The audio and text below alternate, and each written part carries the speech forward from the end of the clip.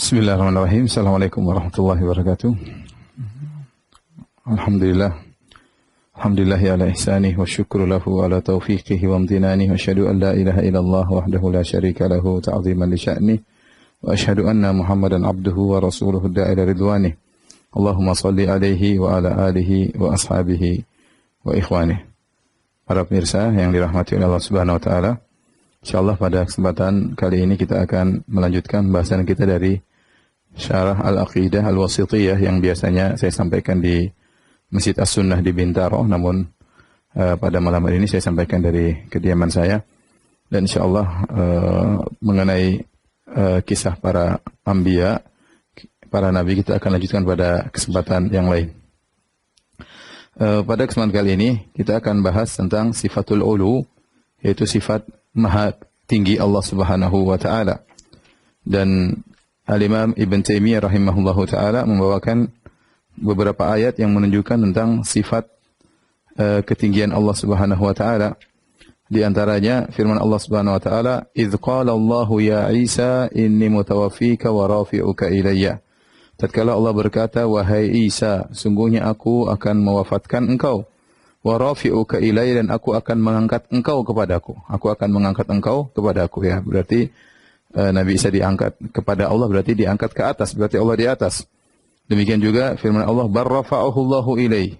Nabi Isa tidak dibunuh, barrafa'ahu Allahu ilaih, bahkan Allah mengangkatnya Nabi Isa kepadanya. Berarti Nabi Isa diangkat ke atas kepada Allah Subhanahu wa taala, berarti Allah di atas. Allah juga berfirman, "Ilaihi yas'adul kalimut thayyibu wal 'amalu shalihu yarfa'uh."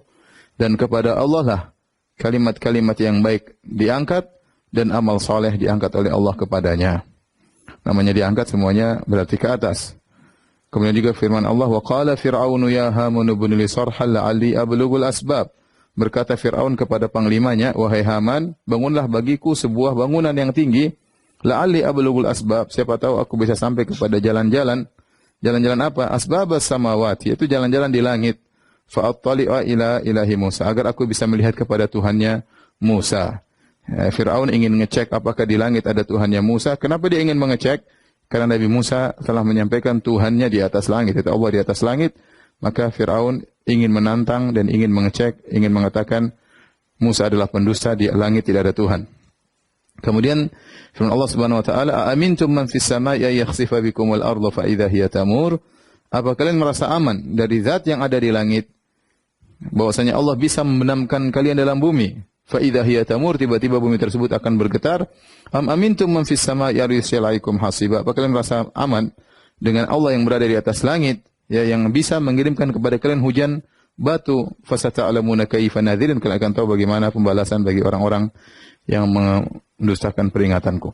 Ini ayat-ayat dibawakan oleh Syekhul Islam Ibnu Taimiyah rahimahullah, sebagian kecil dari dalil-dalil tentang sifat maha tinggi Allah Subhanahu wa taala. Kita akan bahas tentang sifat ini. Dan ini sifat yang sangat penting, ya. Sifat ketinggian Allah Subhanahu wa taala.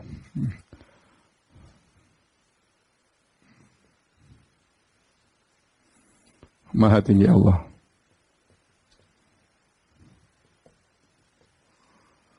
Sifat maha tinggi Allah bisa kita klasifikasikan menjadi 3, ya.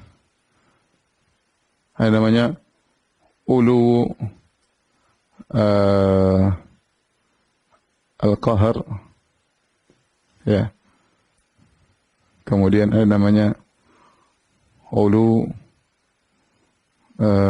al-qadar atau asy-sya'an. Kemudian ulu az-zat. Uluhul qahar artinya Allah maha, ya, maha menguasai makhluk-makhluknya, yaitu tidak ada yang keluar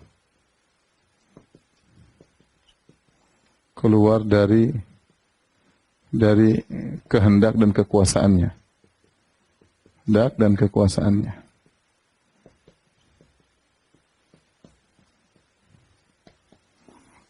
Ulul qadar yaitu Allah memiliki, atau ulul sya'an memiliki sifat-sifat yang tinggi.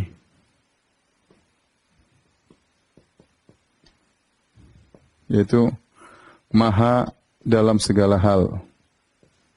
Dalam segala sifat-sifatnya. Maha kuasa, maha mengetahui, maha melihat, maha mendengar. Itu namanya uluwul qadar. Ya.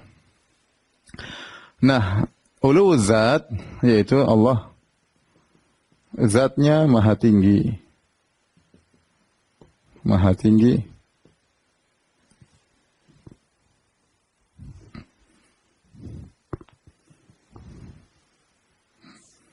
Maha tinggi di atas langit. Inilah 3 sifatul ulu, sifat ulunya Allah Subhanahu wa taala yang bisa kita tetapkan bagi Allah Subhanahu wa taala. Adapun ini disepakati oleh ahlul bidah. Disepakati oleh setiap muslim.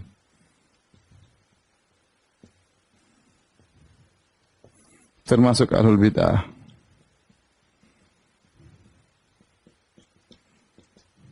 Demikian juga ini kalau ada 1, 2, 3. Demikian juga yang ini, ya, sama disepakati oleh setiap muslim, termasuk ahlul bidah.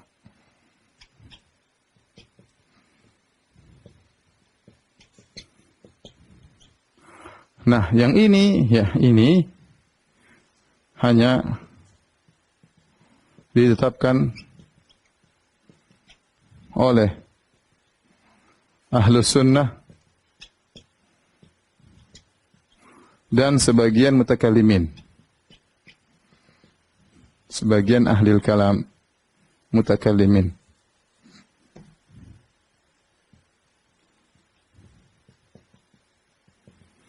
Itu yang menetapkan adalah Ahlus Sunnah.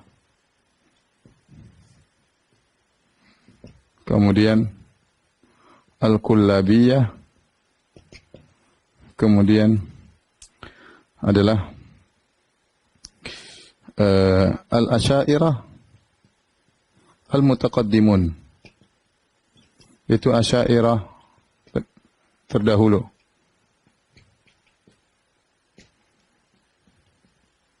Dalam hal ini adalah Abul Hasan Al-Asy'ari, Abul Hasan Al-Asy'ari, Al-Baqillani, dan lain-lain. Ya. Baik.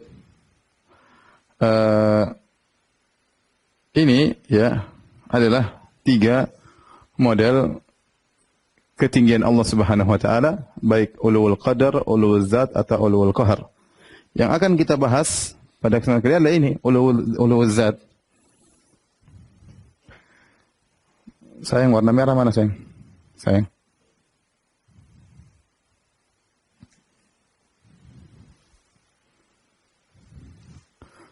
Adalah uluwul zat.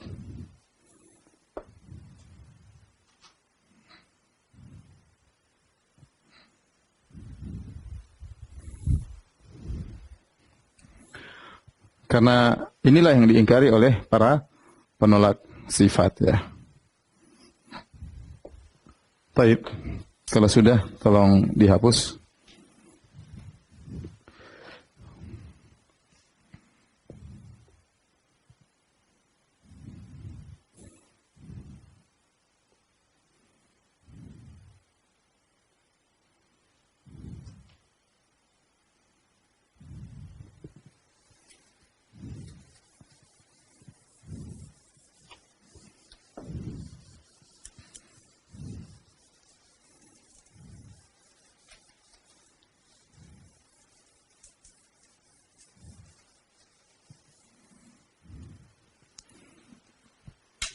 Jika membahas tentang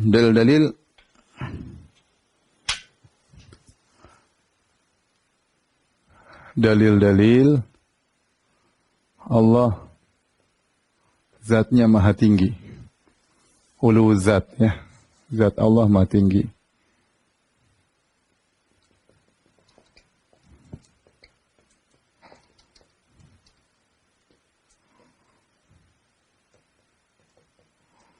Ya, bisa kita bagi secara umum ada beberapa pendalilan. Yang pertama adalah dalil Al-Quran dan Sunnah. Dan As-Sunnah. Nanti kita membahasnya lagi ada namanya dalil akal. Nanti ada pembahasan namanya dalil fitrah atau dalil ijma. Dalil ijma, konsensus ulama. Kemudian yang terakhir baru kita akan bahas dalil fitrah.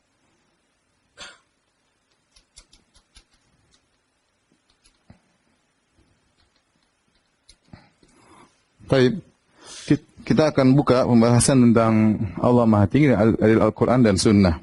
Ya, Ibnul Qayyim mengatakan bahwasanya jumlah dalil dari Al-Quran dan Sunnah, kata Ibnul Qayyim, ya, kurang lebih 1000 dalil. Bahkan dalam nuniyahnya dia mengatakan bal alfani, yaitu 2000 dalil, kata beliau. Ibnu Taimiyah mengatakan, ini maksudnya 1000 dalil, 2000 dalil dari segala sisi bisa ditarik bahwasanya Allah Maha Tinggi. Kurang lebih 1000 dalil. Ibnu Taimiyah mengatakan dalam Majmu' Fatawa sekitar 300 dalil, yaitu dalil yang tegas. Ibnu Taimiyah, ya, kurang lebih 300 dalil yang tegas. Baik. Ini dalil ini yang banyak ini, ya, bisa diklasifikasi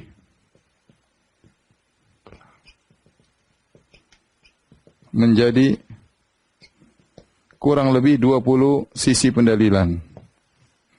Dan ini sudah ya 20 lebih ya. Ini saya sudah tulis dalam risalah magister saya tentang hal ini. Maka kita akan nukil sebagiannya, tidak semuanya. Tentang 20 sisi pendalilan bahwasanya Allah berada di atas langit, ya. Di antaranya yang pertama, uluwul mutlak, Allah mengatakan Allah Maha Tinggi.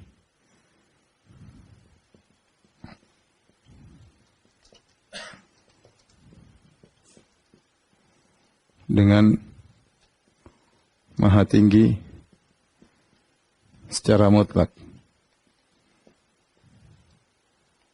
Seperti wa huwal aliyul azim, wa huwal al-aliyul azim. Kana aliyan kabira.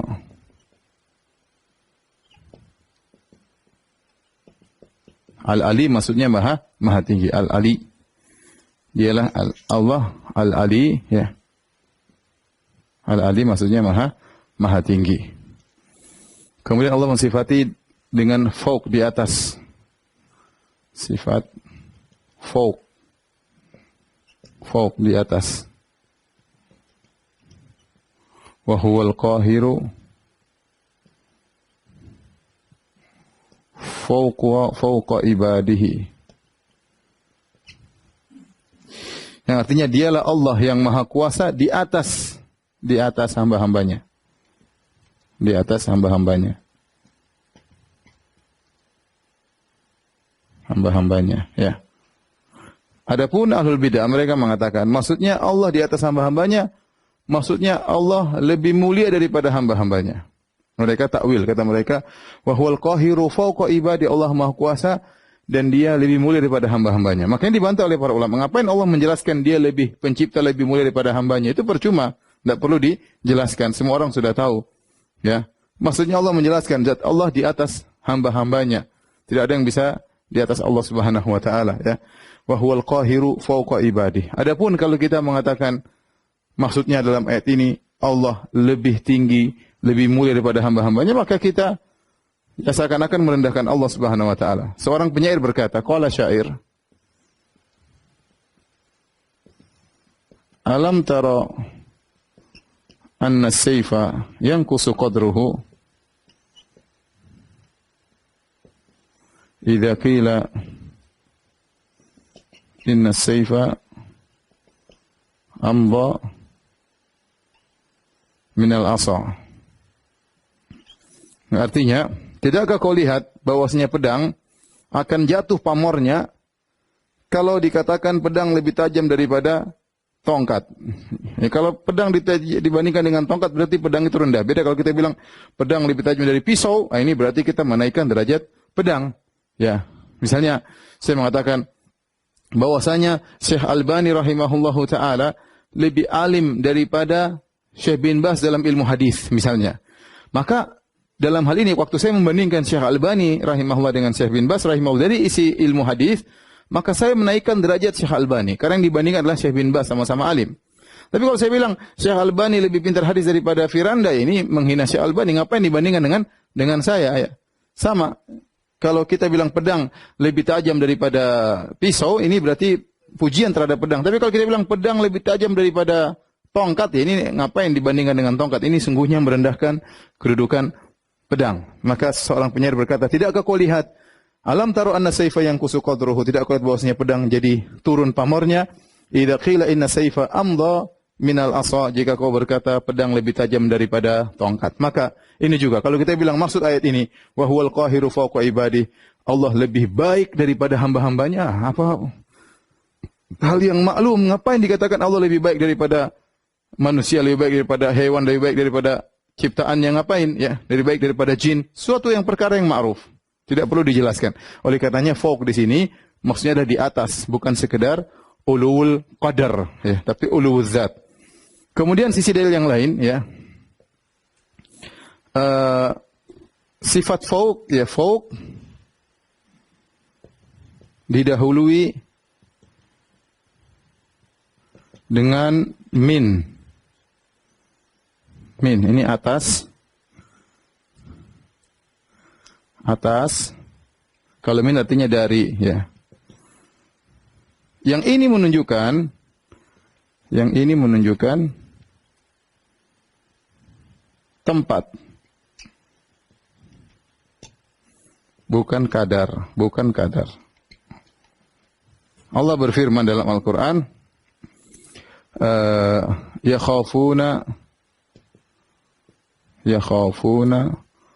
rabbahum min fawqihim. Yakhafuna rabbahum min fawqihim. Artinya malaikat takut kepada Rabb mereka dari atas mereka. Ya. Jadi kalau sudah ada min sebelumnya fauq, berarti ini sudah nas bahwasanya itu menunjukkan arah. Tidak mungkin kita artikan dengan kemuliaan. Jadi ada fauq, ada dua. Fauq, ya.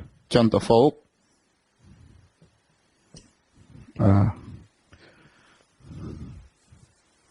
Fauq artinya di atas. Kalau kita bilang tanpa min,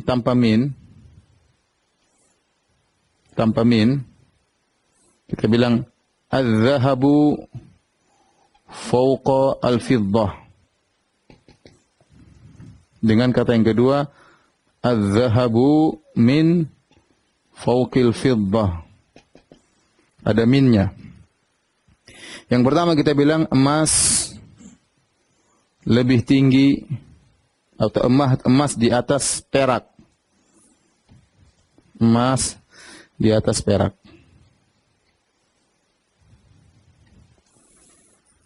Kalau ini emas dari atas perak. Kalau kita bilang adz-dzahabu fawqal fiddah, emas di atas perak, mungkin masih bisa ditafsirkan, dikatakan maksudnya emas lebih mulia kadarnya daripada perak, karena enggak pakai min. Mungkin masih ditakwil. Tapi kalau kita mengatakan emas min fawqil fiddah, adz-dzahabu min fawqil fiddah, emas dari atas perak, menunjukkan posisi emas di atas. Ini sudah bahasa Arab, ya. Kalau ada min fawq itu menunjukkan arah, tidak bisa ditakwil kepada ulu sya'an. Tidak bisa ditakwilkan kepada ulul qadar, hanya sekedar kadarnya, tapi benar-benar posisinya di atas daripada perak, ya. Perhatikan di sini, malaikat yakhafuna rabbahum min fawqihim, malaikat takut kepada Rabb mereka dari atas mereka. Nah, kalau malaikat saja sudah di langit, sudah tinggi, berarti Allah di atas mereka, berarti di atas langit, dan ini menunjukkan Allah Maha tinggi. Ini pendalilan yang ketiga, ya. 1, 2, 3. Pendalilan yang keempat, ya.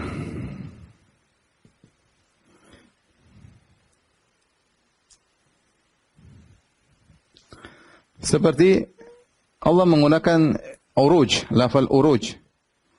Al-uruj itu naik. Seperti firman Allah Subhanahu wa taala, ta'rujul malaikatu war-ruhu ilaihi fi yaumin kana miqdaru 50,000 sanah. Kata Allah, malaikat naik dan malaikat Jibril naik kepadanya. Naik ke mana? Naik itu di atas.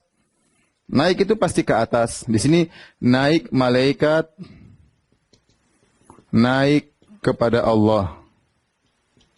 Baik. Apa yang kita pahami? Malaikat naik kepada Allah. Allah tidak di atas. Semua bahasa, mau bahasa Jawa, bahasa Inggris, kalau dikatakan naik itu pasti ke atas. Tatkala Allah mengatakan malaikat dan malaikat Jibril secara khusus naik kepada Allah, berarti Allah di mana? Di atas. Allah di atas, sudah jelas, ya.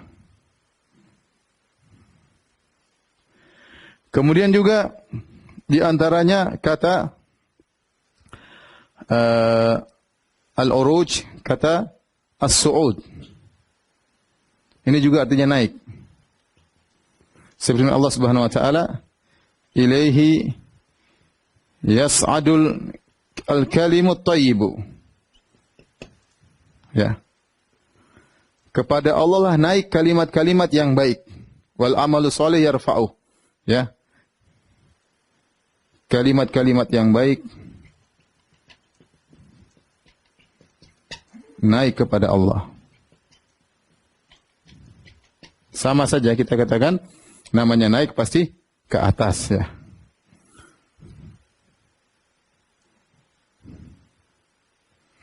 Kemudian juga mengangkat, lafal mengangkat. Rafa'a. Lafal ar-rafa'. Yaitu mengangkat.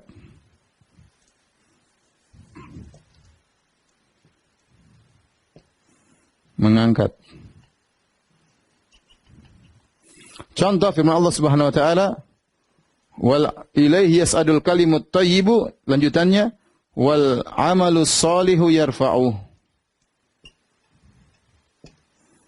Amal soleh naik kepada Allah Subhanahu wa taala. Contoh lagi dalam yang disebut oleh dalam akidah wasatiyah, ya Isa, inni mutawaffika wa rafi'uka ilayya. Kata Allah Subhanahu wa taala, Isa, wahai Isa, aku akan angkat engkau kepadaku. Angkat engkau kepadaku. Taib. Angkat itu kemana? Ke atas atau ke bawah? Ke atas. Angkat ke atas. Berarti Nabi Isa akan diangkat, dan kita meyakini Nabi Isa alaihissalam, ya, dinaikkan Allah, tidak dibunuh. Naik ke atas langit dan akan turun menjelang hari kiamat karena Allah angkat dia sekarang. Angkat kemana? Kata Allah, aku angkat engkau kepadaku. Kata Allah, angkat engkau kepadaku. Dalam ayat yang lain kata Allah Subhanahu wa taala, Nabi Isa tidak dibunuh, Nabi Isa tidak disalib. Kata Allah, bal rafa'ahullahu ilaih, bal rafa'ahullahu ilaih. Nabi Isa tidak disalib dan tidak dibunuh, tapi diangkat kepada Allah. Nabi Isa alaihissalam tidak disalib, tidak dibunuh, tapi diangkat kepadanya. Ini semua lafal naik, diangkat, itu menunjukkan bahwasanya Allah di atas. Angkat ke atas, tidak ada namanya angkat ke bawah. Baik, pendalilan yang kelima,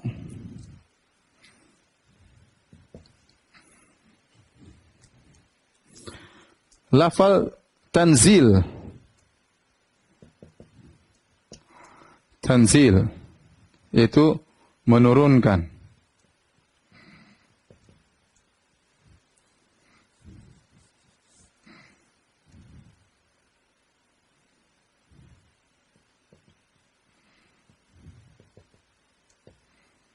Kata Allah misalnya tanzilul kitabi minar rahmanir rahim.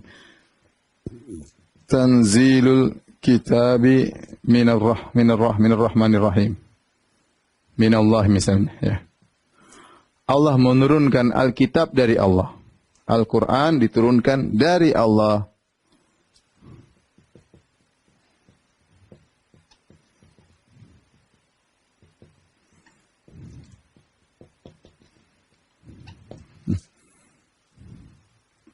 Turunkan dari Allah, ya.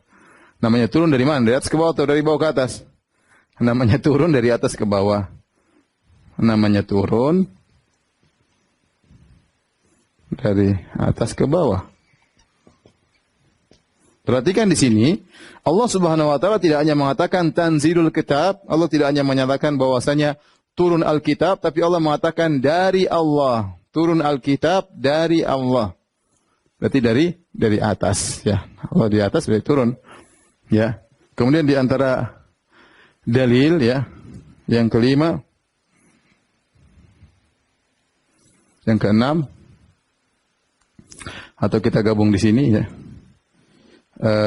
Sifat nuzul ya. Nuzulullah. Ya kata Nabi SAW, yanzilu Rabbuna tabaraka wa ta'ala ila sama'id dunya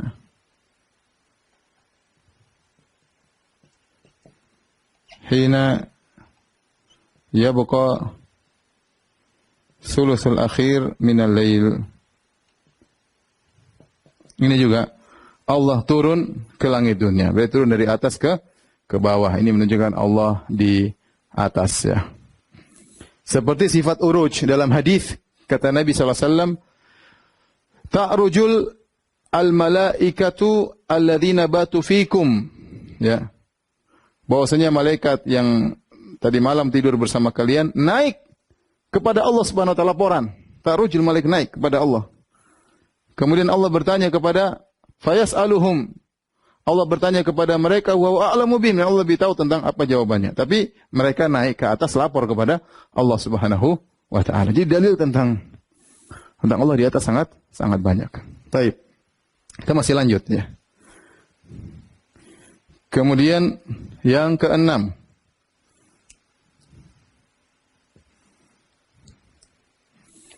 Allah mengabulkan doa orang yang mengangkat tangan kepadanya.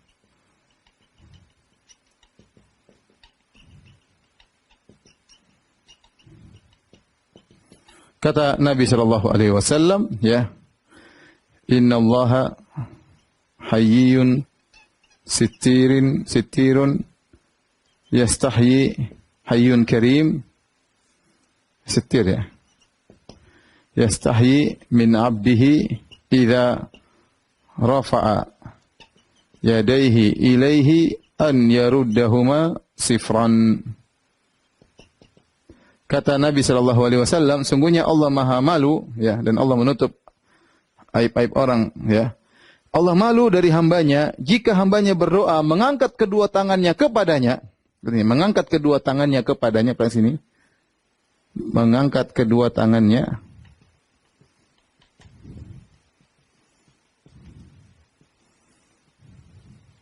ada kepadanya. Allah akan membalikkan kedua tangannya dalam kondisi kosong. Allah malu. Lihat ini kepadanya. Berarti kalau seorang berdoa, dia angkat tangannya kemana? Kepadanya. Berarti Allah di mana? Di atas. Allah di atas. Selesai. Dalilnya jelas sekali. Baik. Kita lanjutkan lagi dalil berikutnya.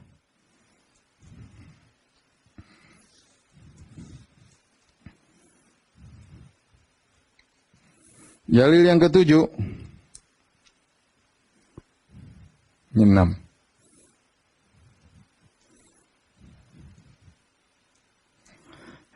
Ini yang ke-7, ya. Rasulullah SAW memberi isyarat dengan doa dan telunjuk. Adapun doa banyak sekali, Nabi SAW mengangkat kedua tangannya banyak sekali. Dalam hadis banyak sekali. Tatkala Nabi SAW di padang Arafah, Nabi angkat kedua tangannya. Nabi tatkala istisqa mengangkat kedua tangannya ke arah Allah Subhanahu Wa Taala. Banyak sekali. Dewinya banyak. Apalagi mulai para sahabat kalau berdoa angkat tangan banyak sekali. Tapi yang menarik tatkala haji wada, Nabi SAW menyampaikan hadis kepada para sahabat. Kemudian Nabi bertanya kepada para sahabat, ya, innakum mas'uluna anni famada antum qailun. Kalian akan ditanya oleh Allah tentang aku. Apa yang akan kalian jawab nanti kalau ditanya oleh Allah pada hari kiamat? Maka para sahabat mengatakan, nashhadu annaka qad ballaghta risalah. Kami bersaksi bahwasanya engkau telah menyampaikan risalah Allah, ya. Kemudian wa nasahtal ummah, kau telah bernasihat kepada umat. Wa adaital amanah, kau telah menyampaikan amanat. Wa jahadta haqqal jihad, kau telah berjihad dengan sungguh-sungguhnya. Maka Nabi SAW mengatakan, Allahumma syhad. Nabi 3 kali. Ya Allah, Nabi tunjuk ke atas. Persaksikanlah. Allahumma artinya ya Allah. Ya Allah, tahu, waktu Nabi tunjuk ke atas, Nabi bilang, ya Allah, Nabi bohong atau tidak? Kalau Allah tidak di atas, berarti Nabi ngibulin kita, ya. Nabi mengatakan, ya Allah, saksikanlah mereka. Ya Allah, Nabi tunjuk ke atas, ya Allah, saksikanlah mereka. Jadi bosnya Allah di atas, yang hadir waktu itu jamaah banyak sekali.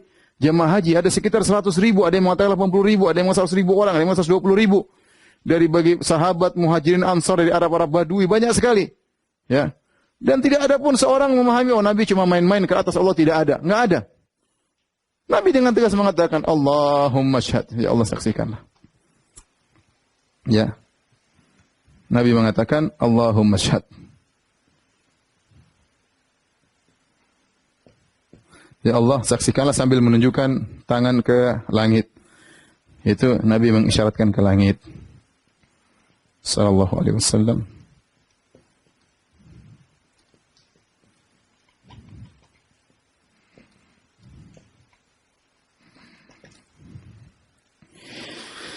Dalil berikutnya,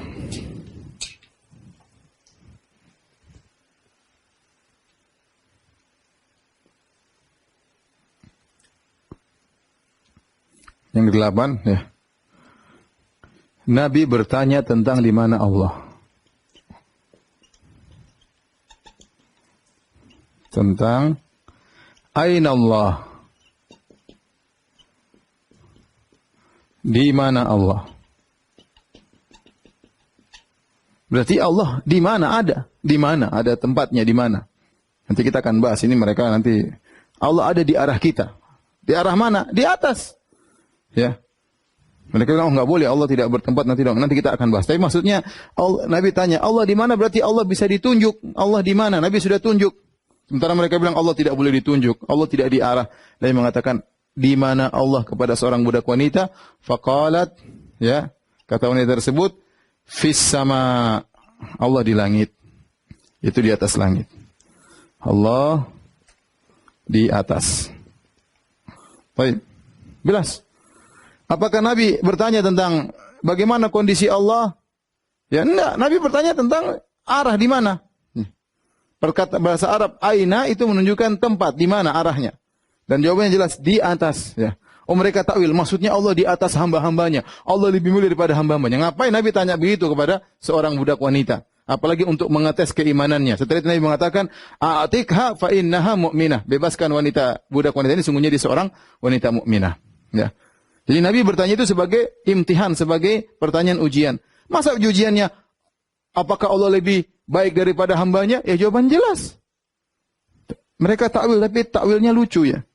Mereka bilang Allah fis sama, maksudnya Allah di atas, maksudnya lebih mulia daripada hamba-hambanya. Bukan itu yang ditanya oleh Nabi, tapi tanya aina, jelas bahasa Arab, di mana?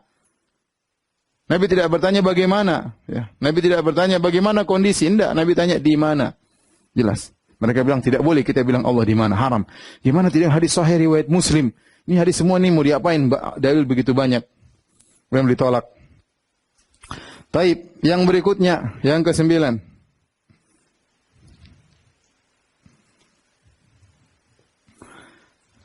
Nabi Isra Mi'raj naik ke langit. Mi'raj naik ke langit. Ini adalah kejadian yang luar biasa. Nabi naik ke langit menerima perintah wahyu tentang salat 5 waktu. Dan ini adalah peristiwa yang kita lihat kaum muslimin banyak di antara mereka yang merayakan. Dan mereka dengan tenangnya menyatakan Allah, Nabi naik ke atas ketemu Allah. Mereka mengatakan demikian. Kiai-kiai, ustadz kalau ceramah di sekolah-sekolah, Nabi ke atas ketemu Allah. Jibril aja berhenti, Nabi naik lagi ketemu Allah Subhanahu wa taala. Kalau Allah tidak di atas, ngapain Nabi ke sana? Ya. Nabi tidak mengatakan Nabi tidak di atas, Allah tidak di atas. Terus Nabi ngapain ke atas? Mau ketemu siapa? Kalau Nabi capek-capek ke atas lewat langit pertama, langit ke-7, langit 7 lewat, ternyata tidak ada Allah di situ. Terus ngapain Nabi ke sana? Terus Jibril mundur perantaran langsung. Oh, cuma suaranya Allah, tidak ada Allah di situ. Dan ngapain di atas jauh-jauh setengah mati? Ya. Ini tidak benar. Nabi SAW yang benar, Nabi naik ke langit. Nabi ketemu Allah. Nabi ketemu Allah dan hampir Nabi melihat Allah. Makanya ketika Nabi turun ke bumi, maka ditanya oleh sahabat, "Hal ra'aita rabbak?" Ya Rasulullah, apakah kau melihat Tuhanmu? Karena mereka sadar Nabi sudah sangat dekat dengan Allah Subhanahu wa taala, maka ditanya, "Apakah Anda melihat?" Kalau Allah tidak di atas, Nabi mengatakan, "Ngapain? Emang Allah tidak di sana? Saya lihat siapa? Tidak ada Allah di sana." Emang saya ketemu Allah? Nabi mungkin jawab begitu.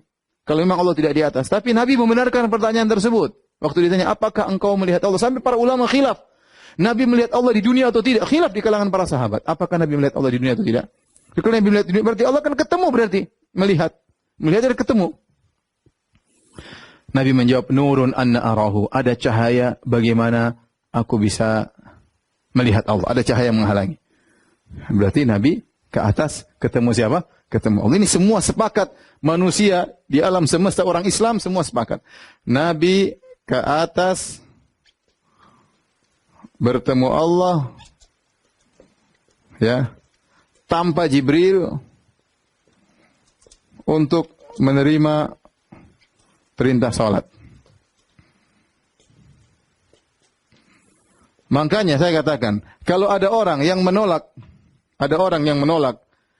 Allah di atas, berarti dia menolak tentang mukjizat Isra Mi'raj, kelazimannya. Saya ulangi, kalau ada orang menolak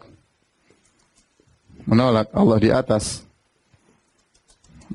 maka mukjizat Isra Mi'raj tidak ada artinya. Tidak ada artinya. Dan Nabi tidak spesial. Tidak spesial daripada nabi-nabi yang lainnya. Ini. Taib sudah 9. Taib di foto dulu, nanti kita lanjutkan.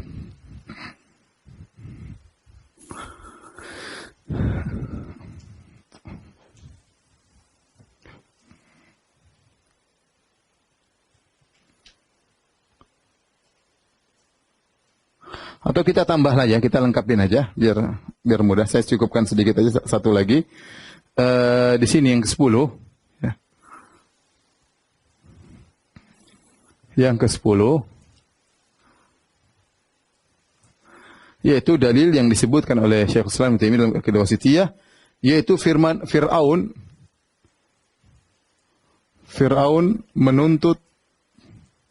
ingin melihat Allah di langit. Fir'aun ingin mengecek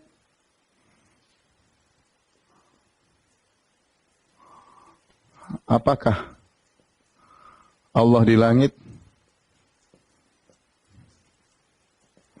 untuk mengejek dan mendustakan Musa.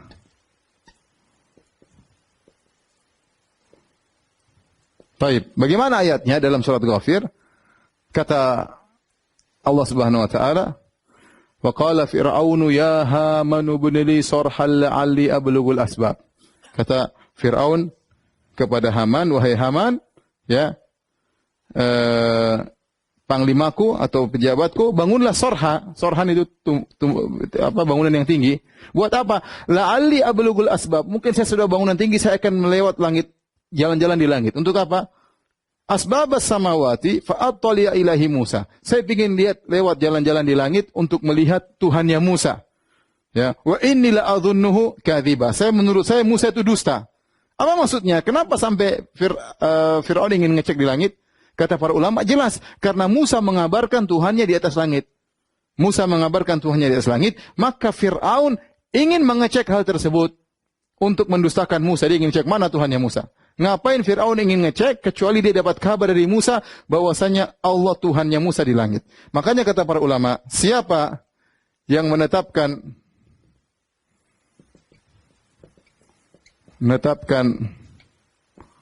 Allah di langit, maka dia Musawi. Dia Musawi, pengikut Nabi Musa alaihissalam. Dan siapa yang menolak Allah di langit, berarti dia Fir'auni, pengikut Fir'aun. Pengikut Fir'aun yang mendustakan Musa kalau Tuhannya di langit. Ya.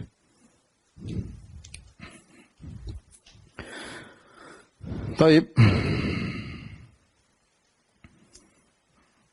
Hadirin yang dirahmati oleh Allah Subhanahu wa taala, ini ya kira-kira sekitar 10 model pendalilan. Tentunya masih banyak dalil-dalil ya yang menunjukkan Allah di atas langit, ya di antaranya ya seperti dalil yang menunjukkan Allah di atas arsy. Kita sudah sebutkan dalilnya begitu banyak, dan itu semua menunjukkan Allah di atas langit. Tapi saya cukupkan 10 model pendalilan, dan ini saya rasa sudah sangat banyak, sudah menguatkan kita bahwasanya Allah di atas langit. Baik, kita lanjutkan. Sekarang kita berdalil dengan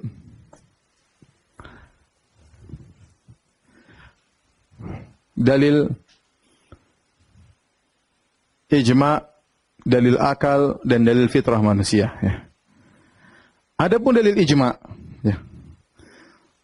Hapus saja deh, nanti nggak bisa ditulis. Ya. Tunggu kalau ya enggak, hapus semua aja. Ya. Tunggu kalau sudah difoto, sudah ya. Ya, bawahnya aja.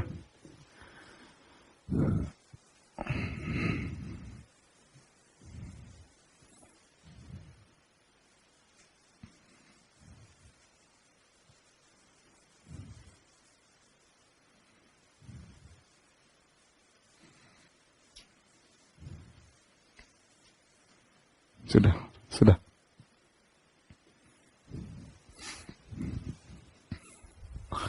Taib, kita sudah selesai dari dalil Al-Quran dan Sunnah. Masih ada 3 sisi pendalilan, ya, baik dalil fitrah, dalil ijma' maupun dalil akal. Kita mulai dari dalil ijma', bahwasanya terlalu banyak ulama yang menyampaikan ijma', ya, bahwasanya Allah berada di atas langit, ya. Terlalu banyak ulama, ya. Bukan ulama yang mengatakan Allah di atas langit. Jadi ada 2 model saya ingin katakan sini. Ada ulama yang mengatakan Allah di atas, dengan ulama yang menukil ijma'. Ijma', kesepakatan ulama bahwa Allah di atas. Adapun ulama yang mengatakan Allah di atas, mau ditelusuri dari zaman sahabat sampai zaman sekarang, terlalu banyak, ya. Maka ini kalau antum ingin lihat ratusan ulama, ini ratusan ulama, ya.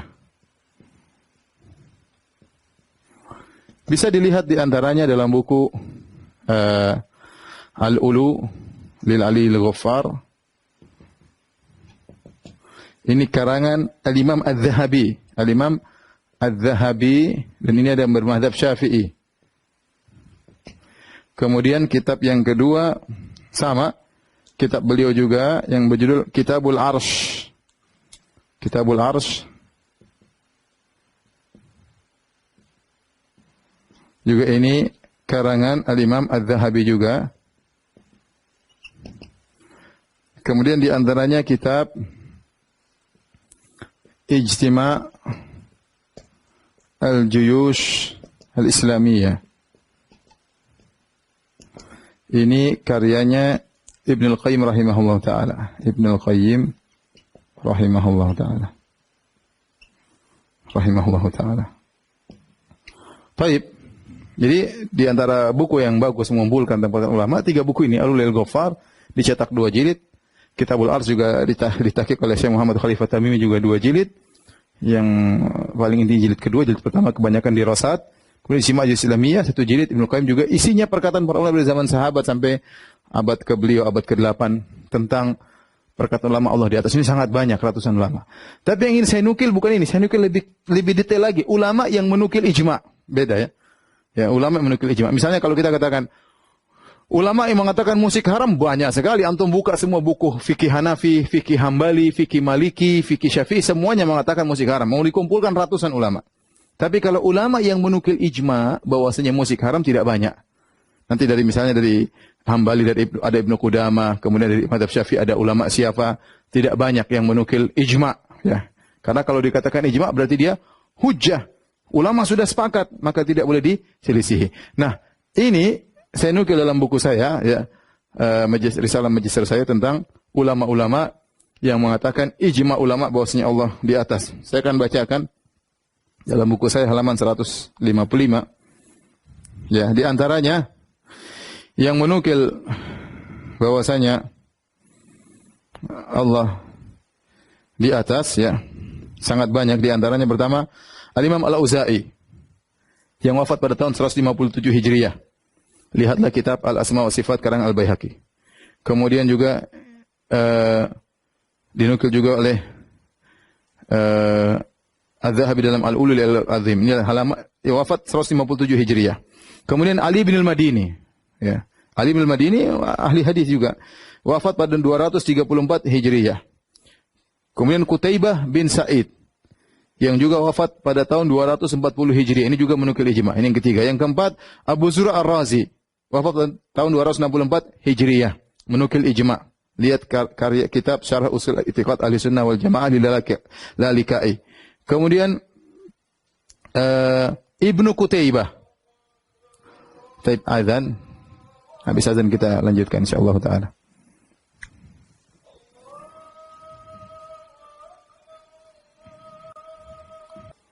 Hadirin yang dirahmati Allah Subhanahu wa taala, para pemirsa yang dirahmati Allah Subhanahu wa taala, kita lanjutkan bahwasanya para ulama yang menukil ijma' bahwasanya umat telah sepakat Allah di atas. Di antaranya tadi kita sebutkan, ya, saya sebutkan secara singkat saja, saya ulangi. Al-Auza'i, ya, kemudian yang wafat 157 Hijriah, Ali bin Al-Madini wafat 234 Hijriah, Qutaibah bin Sa'id wafat 240 Hijriah, Abu Zur'a Ar-Razi wafat 264 Hijriah, Ibnu Qutaibah wafat 276 Hijriah, Abu Hatim Ar-Razi wafat 277 Hijriah, kemudian Utsman bin Said Ad-Darimi wafat 280 Hijriah, kemudian Zakaria Saji wafat 307 Hijriah, Ibnu Khuzaimah, dan ini juga ulama Syafi'iyah, wafat 311 Hijriah, Abu Hasan Al-Asy'ari, ya, tokohnya Asy'ariyah, Abu Hasan Al-Asy'ari juga menukil ijma' dalam kitabnya Ar-Risalah ila Ahli Tsaghar halaman 229. Dan beliau wafat pada tahun 324 Hijriah. Ibnu Battah wafat 387 Hijriah. Abu Umar At-Talamangki, ya, wafat 429 Hijriah. Kemudian Abu Nuaim wafat 430 Hijriah. Abu Nasr As-Sijzi wafat 444 Hijriah.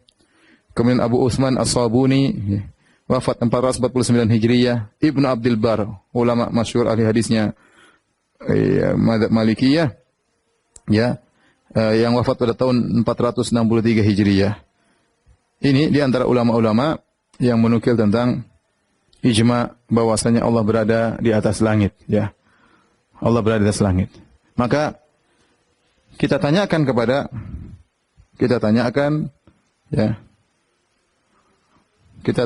kepada para penolak Allah di atas.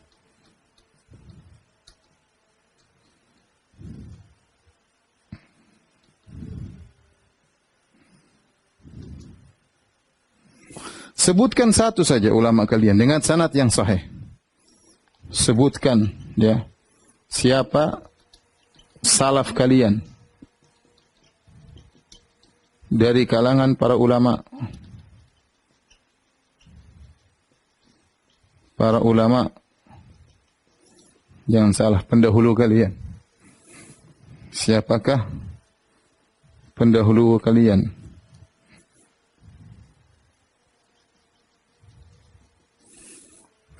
Dari pendahulu kalian dari kalangan para ulama salafus saleh, para salaf yang menyatakan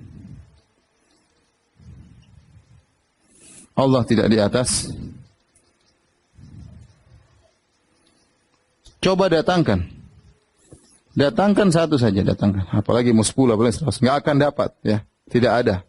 Dengan sanad yang sahih. Ada ulama salaf mengatakan Allah tidak di atas. Datangkan. Ya. Ini yang membedakan antara akidah Ahlussunnah dengan akidah Ahlul Bid'ah. Akidah Ahlussunnah jelas. Dalilnya jelas. Ulamanya jelas. Nukilannya jelas. Nah, mereka Allah tidak di atas, datangkan ulamanya. Dari para ulama salaf. Jangan datangkan Razi, ulama belakangan. Enggak. Ulama para salaf. Apalagi ulama abad kedua, ulama abad ketiga, ulama abad keempat. Mengatakan Allah tidak di atas. Datangkan. Mereka enggak bakalan mau. Mereka datangkan Jahm bin Safwan, Ahlul Bidah, atau mengatakan tokoh-tokoh Mu'tazilah. Enggak, itu Ahlul Bidah jelas. Tapi datangkan ulama Ahlussunnah dari kalangan para salaf yang mengatakan Allah tidak di atas. Taib, kita selesai dari dalil ijma'. Ya. Sekarang kita bicara dalil fitrah manusia. Dalil fitrah manusia, semua manusia kalau berdoa, tangan ke atas. Semua manusia. Tidak ada yang tangan ke bawah, tangan ke samping. Kenapa ke atas? Karena di hatinya Allah di atas. Tidak ada. Semua. Mau Asy'ariyah yang mengatakan Allah tidak di atas pun kalau mereka berdoa, begini. Kenapa ke atas? Jangan jawab dengan jujur. Apakah dia mengatakan Allah tangan gini, Allah tidak di atas? Tanya, kita jangan berfilsafat. Antum yang angkat tangan, yang mengatakan Allah tidak di atas. Waktu antum mengangkat tangan ke atas, apakah antum bilang Allah tidak di atas? Terus ngapain antum mengangkat tangan ke atas? Ngapain? Jujur. Buang itu semua filsafat dalam benakmu. Tanya, dalam otakmu, tanya kepada benakmu. Waktu kau mengangkat tangan ke atas, apakah kau meyakini Allah tidak di atas, lantas kau mengangkat tangan ke atas? Ya. Terus semua orang berkata, kalau ada masalah, ya, kita serahkan kepada yang di atas.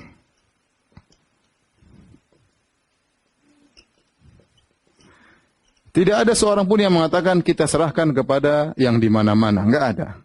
Apalagi yang mengatakan Allah tidak atas, tidak di bawah. Tidak ada yang mengatakan kita serahkan kepada yang tidak di atas dan tidak di bawah. Enggak ada.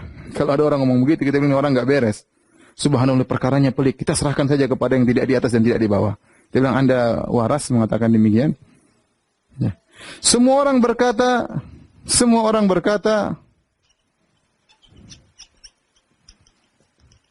kalau yang di atas sudah menggariskan, mau apa lagi? Mau apa lagi? Subhanallah.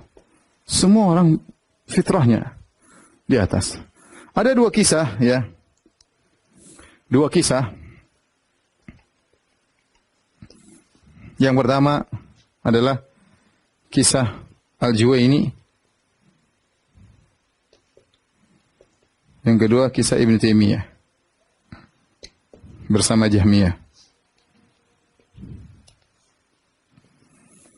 Adapun kisah Al-Juwaini waktu itu dia sedang menjelaskan Allah tidak di atas. Ini disampaikan dalam kitab Al-Ulul Al-Ghaffar karangan Az-Zahabi dengan sanad yang baik, dengan sanad yang sahih. Bahwasanya Al-Juwaini suatu hari dia sedang menjelaskan Allah tidak di atas. Tiba-tiba datanglah Abu Ja'far Al-Hamadani. Dia berkata, wahai Al-Imam, ya Imam Juwaini, bagaimana kau menjelaskan kepada kami ada darurat, ada sesuatu yang keharusan dalam hati kami. Kalau kami berdoa, kami selalu mengharap ke atas. Jelaskan bagaimana kita bisa menolak yang kita dapati dalam fitrah kami, bahwasanya Allah di atas. Maka akhirnya Al-Juwaini bingung, dia mengatakan, Hayyarani Hamadani.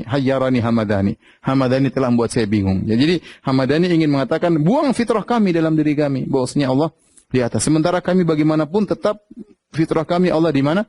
Di atas. Mau pakai dalil apapun Allah di atas. Bagaimana cara kita membuang ini? Ya. Adapun kisah Ibnu Taimiyah disebut dalam kitab Darut Ta'arudul Aql wan Naql, ya, dalam kitab Darut Ta'arudul Aql wan Naql halaman 6 343, di mana beliau bercerita suatu hari ada seorang memiliki pemahaman Jahmiyah, yaitu Allah tidak di atas, lagi perlu sama Ibnu Taimiyah. Maka dia datang ke Ibnu Taimiyah, dia punya hajat. Ibnu Taimiyah sengaja tidak segera membantu. Subhanallah. Bagaimana Ibnu Taimiyah rahimahullah begitu baik, berakhlak, sampai ahlul bid'ah datang minta tolong sama dia. Ini di antara akhlak Ibnu Taimiyah rahimahullah taala. Ya, meskipun dia membantah ahlul bid'ah, tapi dia sangat baik kepada mereka sehingga mereka mau datang minta bantuan kepada Ibnu Taimiyah. Maka suatu orang tersebut datang kepada Ibnu Taimiyah minta bantuan. Ibnu Taimiyah sengaja menunda biar orang tersebut gelisah, hatta idza dhaqa sadruhu, sampai tatkala dia sudah gelisah, tiba-tiba dia berkata, "Ya Allah," dia ngelihat ke atas.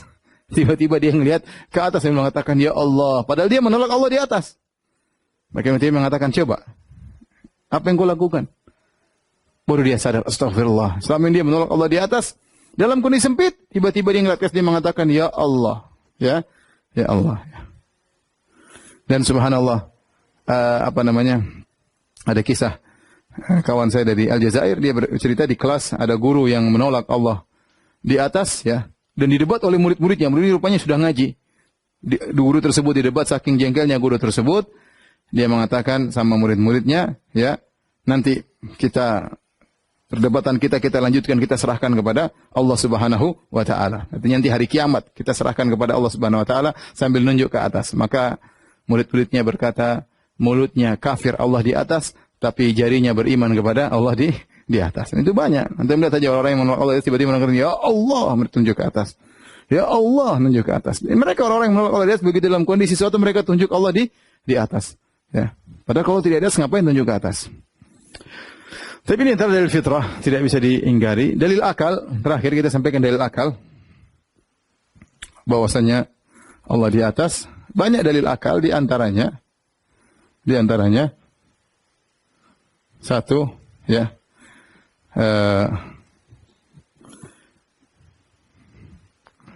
kita bilang Allah, ya, ada atau tidak ada. Jawabannya pasti ada. Kalau tidak ada berarti dia ateis, ya, gitu perlu pembahasan sendiri. Bilang Allah Tuhan tidak ada pembahasan sendiri. Ya, jawabannya ada. Baik. Kalau ada, Allah di atas atau di bawah? Cuma atas atau di bawah? Kalau bilang di bawah berarti Allah rendah, kalau di atas berarti Allah maha tinggi. Dan tentunya orang akan mengatakan Allah di atas. Atau kita bilang yang logika yang lain, ya. Kalau Allah ada, Anda sepakat Allah ada, maka apakah Allah adanya bercampur dengan makhluk?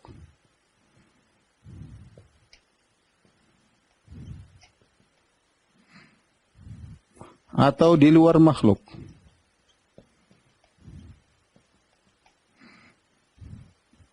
Kalau bilang Allah bercampur dengan makhluk, berarti Allah bercampur, Allah rendah. Berarti ini Allah rendah.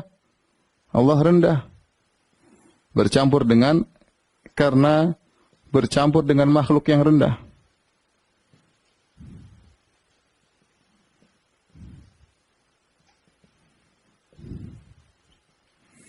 Kalau Allah di luar makhluk, berarti Allah maha tinggi. Maha tinggi, ya, di luar alam semesta.